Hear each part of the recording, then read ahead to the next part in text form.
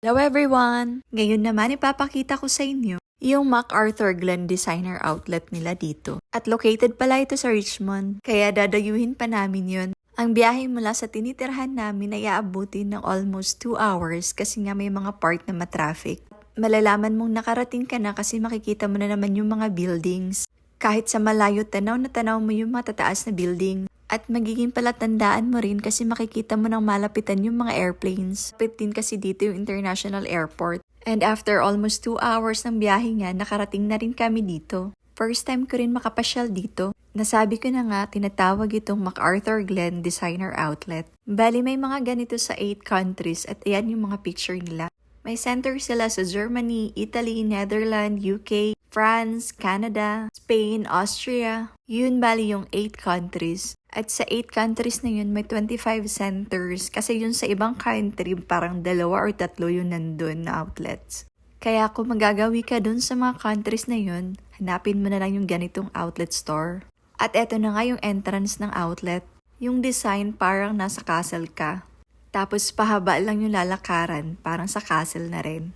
After namin makahanap ng parking, finally papasok na rin kami. Hirap palang makapark dyan kasi nga ang daming tao at ang daming sasakyan. Meron lang kaming konting bibilhin tapos makapag-video na rin para makita nyo na rin kung anong itsura ng outlet store nila dito sa Canada. Buti at ng taon na hindi masyadong masama yung panahon ngayon. Kaya na-enjoy namin yung pamamasyal at tumingin-tingin na rin. Kahit sa bungad pa lang yan, mahalata mo ng maraming tao. Nataon din kasing weekend ngayon, kaya mostly walang trabaho. At malapit na yung Canada Day, kaya maraming nakasale. Food pa nga sa outlet nga to. Enjoy nyo na yung video at tingnan nyo na lang yung mga stores ang walang sagabal na voiceover.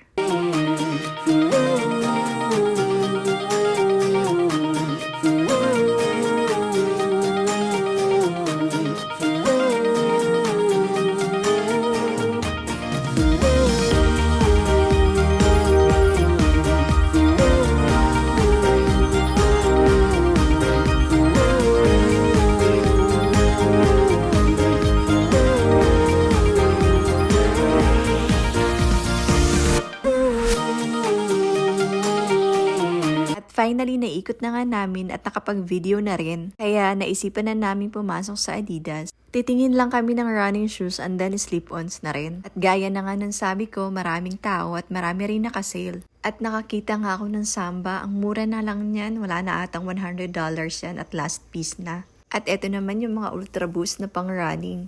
Yung mga boost na yun, naka 50 to 60% off. Almost lahat ata ng shoes dito nakasale. Kaya kung bet mo yung Adidas, talagang mamamangha ka dito.